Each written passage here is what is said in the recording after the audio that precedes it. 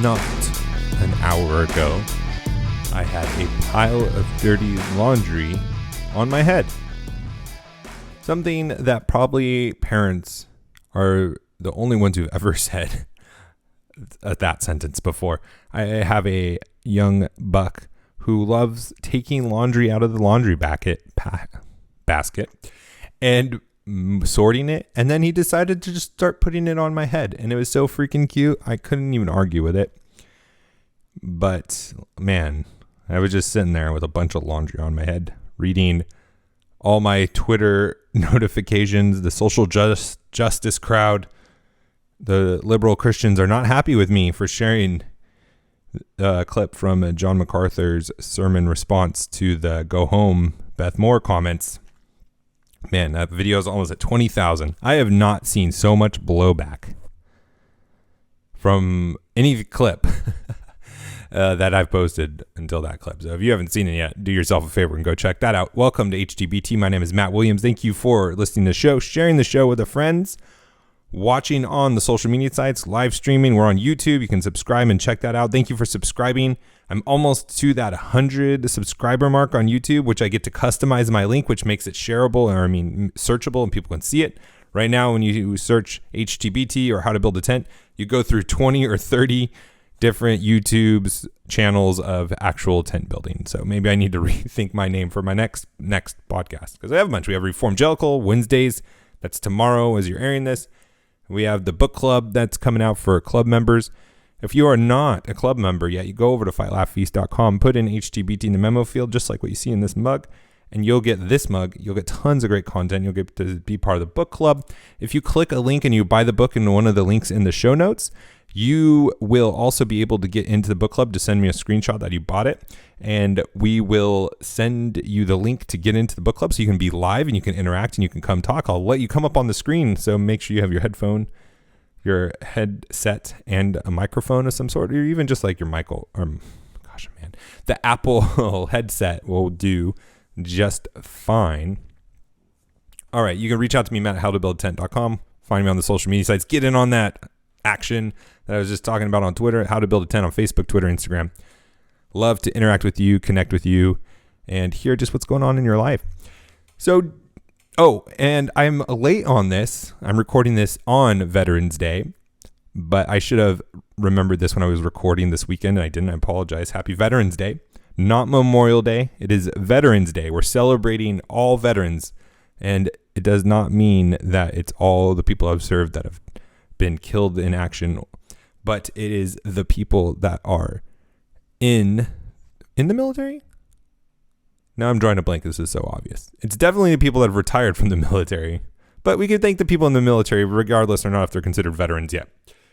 Forgive me for having that lapse in thought, but thank you for all those who have served our country. Appreciate all that you do.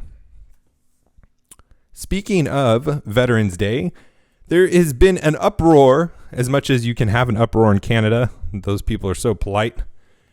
Well, they used to be. It doesn't seem like that anymore. Don Cherry, a legend in Canadian hockey, got fired for comments that were beyond the pale, that were inappropriate, that could not be tolerated. 40 years of career ended by Sportsnet, which is, a hockey programming up in Canada. And this is what they said. Sports brings people together. It unites us, not divides us. Following further discussions with Don Cherry, after Saturday night's broadcast, it has been decided it is the right time for him to immediately step down, fired. During the broadcast, he made divisive remarks that did not represent our values or what we stand for. Oh man, it must have been terrible. Terrible. Don is synonymous with hockey, he is, and has played an integral role in growing the game over the past 40 years. We would like to thank Don for his contributions to hockey and sports broadcasting in Canada. That's the president of Sportsnet, Bart Yabsley. And then there was another comment on Sportsnet letterhead. Don's discriminatory comments are offensive, and they do not represent our values and what we stand for as a network. We have spoken with Don about the severity of his issues, and we sincerely apologize for these divisive remarks. President. All right. Now I'm going to play a video of what he actually said. It's a little fuzzy because I got it from Twitter's, but you are going to see the insensitive remarks, or hear, if you're listening to this on audio, you're going to hear the horrible things that made this 40-year career end that we could not tolerate any longer, Sportsnet, and we could not tolerate anymore in Canada. Here we go. Downtown Toronto, forget it, downtown Toronto, nobody wears a poppy, and I'm not going to, he says, wait a minute, how about running it for the people that buy them? Now, you go to the small cities, and you know those, the rows on rows, you people love, you that come here, whatever it is, you love our way of life, you love our milk and honey, at least you can pay a couple of bucks for poppies or something like that. These guys pay for your way of life that you enjoy in Canada. These guys paid the biggest price. Anyhow, I'm going to run it again for you great people and good Canadians that bought a poppy. I'm still going to run it anyhow. Love you for it. So he's giving a rant about how people aren't wearing what their Veterans Day is pretty much is wearing a red poppy on their suits or shirts. You see it in the hockey games. If you're like, why do they have that red flower on their suits? It's for Remembrance Day. I think it's specifically the First World War. And he's going off about people that wouldn't take the time to buy it and how it is something that's important to him. And he doesn't understand why people that are immigrants and people that are coming into this country, doesn't say anything about race, doesn't say anything about anything that could be construed as racism, just immigrants, people that are coming into the country and saying, you're enjoying all this stuff. But I was talking with someone who doesn't want to buy it, doesn't want to honor what people sacrificed their lives for, dedicated their lives, risked their lives for, of the country of Canada. And that's too far for Sportsnet. That's too far for hockey. That is comments that are worth destroying, ending, tarnishing a 40-year career. He isn't sinning. He's not sleeping around. He's not being hateful. He's talking about respect and honoring people that represent his country, and he's getting fired for it. Culture matters. You might be like, what are you talking about, Matt? Culture all the time. Like, can we get back to business stuff?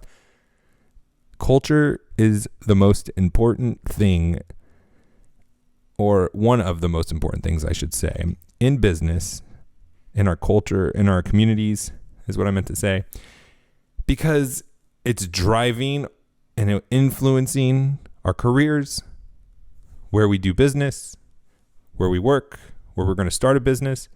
And if we don't get ahead of this, if we don't turn the tide on this culture, if we don't recognize it, if we don't see all the different cultural drivers, all the different cultures that are influencing us, we're going to be in trouble. And today's show, we're going through a bunch of topics that are just proving that. And one of them is this: Don Cherry, 40-year career, tarnished, forced to retire because he did not think it was right for immigrants that he was talking to not buy a poppy to support and remember people that have fought and died for Canada.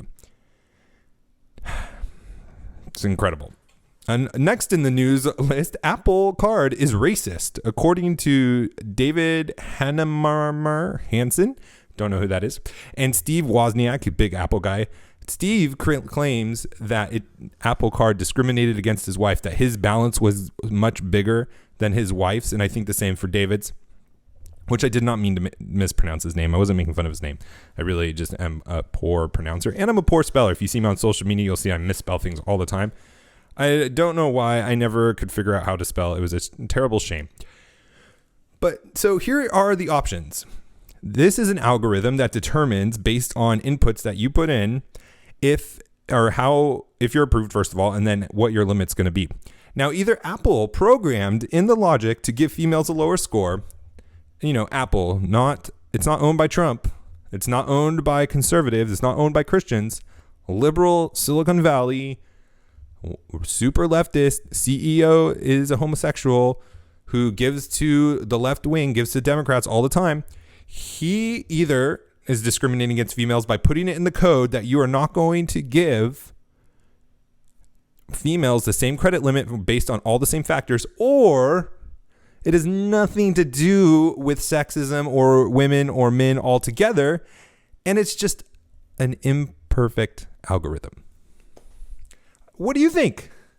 Do you think Apple literally put in their algorithm that women should not get as much as men in credit balance and, however much they can borrow?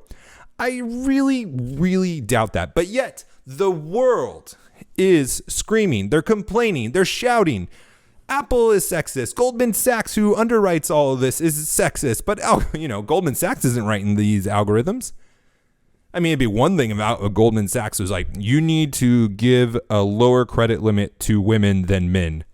But do you really think that happened either? Really? I don't think so. But it could be an imperfect algorithm. Algorithms aren't perfect. They make mistakes. And if there is an error, you'd fix it. If women aren't getting as big a credit limit as men for the same inputs, the credit card company will want to increase their limits. It's good for them too, because the more they borrow, the more you get sucked into debt, which is a good reminder that do not be sucked into credit card debt, even if it's Apple Card. It might sound cool. It might be cool because you can use it on your phone or wherever you use it nowadays. You might get Apple Plus for a year, but credit card debt sucks. Don't get stuck into it. Be able to pay off your balances every single month. And if you don't have the discipline to be able to pay off your credit card debt every month, then don't have a credit card. But if you do, get a travel card. Oh, I love my travel card. Next story, boycott Uber. The CEO says Saudi Arabia's murder of Jamal Khashoggi. Again, I'm sorry if I pronounced the name wrong. I'm not intending to. I'm just a terrible pronouncer, communicator. I'm in the right industry. It was a mistake for the journalist, the editor, to be murdered. The CEO said it was a mistake. Not murder, it was a mistake. And he compared it to an accident that happened with Uber's self-driving car where a woman died from that.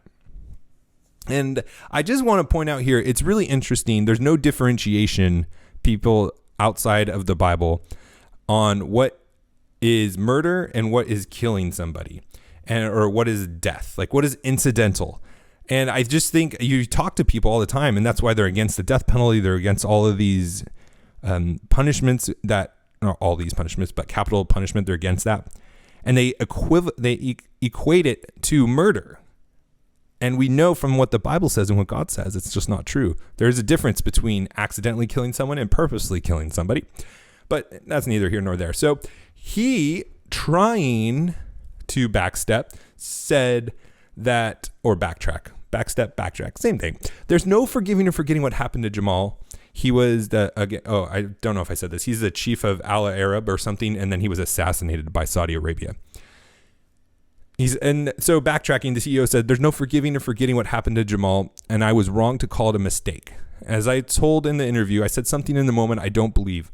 Our investors have long known my view here, and I'm sorry I wasn't as clear on Axios. And so now there's a hashtag going around that we need to boycott Uber because he called an assassination a mistake. I mean, it is a mistake. It's a sin. It deserves a death penalty. But it is, again, is just interesting, not knowing your cultures, not knowing the cultures that you live in and the backlash that can come from it. Uber has been masterful at finding ways to step in it and to upset the culture. And I'm not sure why. I remember there were some Me Too claims, which some of them might have been legitimate or all of them might have been legitimate. I don't know about them.